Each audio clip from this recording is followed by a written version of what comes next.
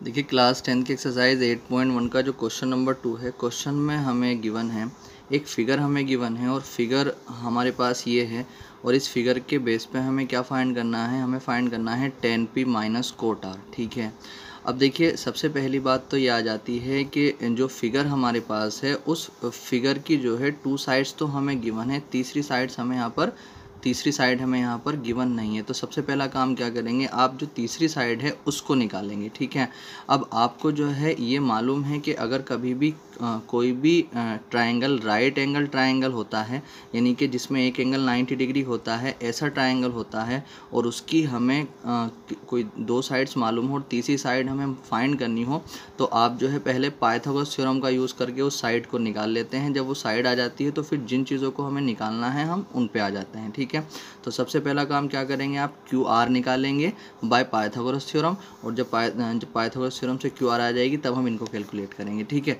तो देखिए सबसे पहले आप क्या लगा दें, जो पी क्यू आर ट्राइंगल है इसमें पाइथागोरस थ्योरम लगा दें। और पाइथागोरस थ्योरम क्या होती है, जो 90 डिग्री के सामने वाली लाइन होती है जिसको हम हाइपोटेनियस बोलते हैं, ठीक है, उसका स्क्वायर यानी कि P R square is equal to बाकी जो दोनों साइड्स होती है, यानी कि जो इसको बेस बोला जाता है तो बेस स्क्वायर यानी कि क्यू आर स्क्वायर, और प्लस जो बाकी ये बची है पी क्यू यानी कि परपेंडिकुलर यानी पी क्यू का स्क्वायर। ठीक है, तो हाइपोटेनस का square is equal to base square plus perpendicular के स्क्वायर। ठीक है, ये पाइथागोरस थ्योरम होती है आपके पास।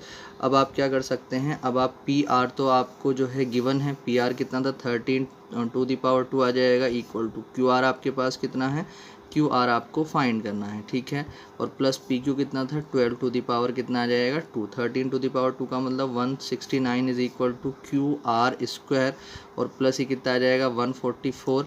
तो अब आपको क्यू आर की वैल्यू निकालनी है, तो जिसकी वैल्यू निकालते हैं उसके साथ में जो भी होता है उसको दूसरी तरफ लेकर के आ जाएगा। नहीं तो 169 जब 144 को इधर लेकर के आएंगे तो इधर ये प्लस का था, अगर कुछ इधर प्लस की होती है तो इधर आके माइनस की हो जाती है। 144 is equal to Q R square, तो 169 में से 144 माइनस होगा तो 25 आ जाएंगे, इज इक्वल टू में क्यू आर स्क्वायर।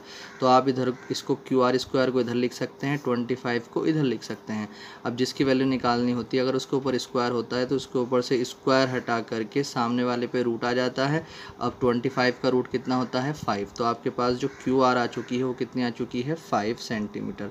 अब आपके पास इस ट्राइंगल की तीनों साइड्स आ चुकी हैं और आपको फाइंड क्या करना है, आपको फाइंड करना है tan p और tan p minus cot r। तो tan p minus cot r find करने के लिए पहले आपको tan p चाहिए और फिर कोट r चाहिए, उसके बाद हम इसको निकाल लेंगे। ठीक है, तो सबसे पहले आप निकालें tan p। अब जो tan होता है, tan का फॉर्मूला होता है आपके पास परपेंडिकुलर अपॉन बेस।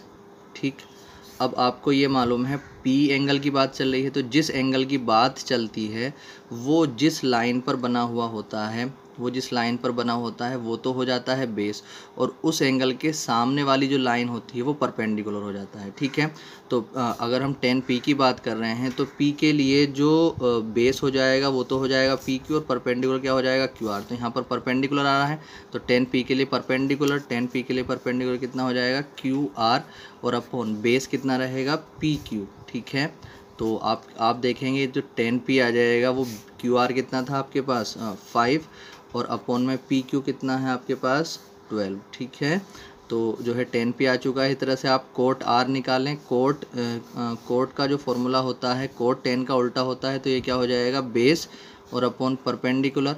ठीक है, मगर आप जो है इसकी वैल्यू को उल्टा मत कर देना। ठीक है, कभी 12/5 कर दें, क्योंकि 10 कोट का उल्टा होता है, तो आप कभी इसको 12/5 कर दें। अगर हम देखें तो इनके एंगल अलग अलग हैं। ठीक है, तो ये फॉर्मूला तो इनका उल्टा होता है, एक दूसरे के रेसिप्रोकल होते हैं, मगर इनकी वैल्यू अलग अलग, मतलब इनकी वैल्यू एक दूसरे के रेसिप्रोकल नहीं होगी क्योंकि यहाँ पर एंगल अलग अलग है। अब देखिए आगे अगर हम बात करते हैं कोट आर की, तो जब आर एंगल की बात हम कर रहे हैं तो आर किस पर बना है, आर यहाँ पर बना है इस लाइन पर, तो ये जो लाइन हो जाएगी ये क्या हो जाएगा बेस आर के लिए, और जो इस एंगल के सामने वाली लाइन है वो परपेंडिकुलर हो जाएगा। ठीक है, तो जिस एंगल की बात करते हैं उसके सामने वाली लाइन जो होती है परपेंडिकुलर हो जाती है। तो अगर कोट आर की बात करें तो बेस इसका कितना है क्यू आर, और परपेंडिकुलर इसका कितना है, परपेंडिकुलर है इसका पी क्यू। ठीक है, तो कोट आर को जब हमने देखा तो क्यू आर आपके पास कितना था 5 और पी क्यू कितना था आपके पास 12। ठीक है, अब आपके पास कोट आर भी आ चुका है, 10p भी आ चुका है। तो अब आपको निकालना क्या था 10p माइनस कोट आर। तो 10p कितना था 5/12 और माइनस कोट आर कितना था 5/12। ठीक है, तो इससे कट जाएगा और आ जाएगा कि आपके पास 0। ये इसका आंसर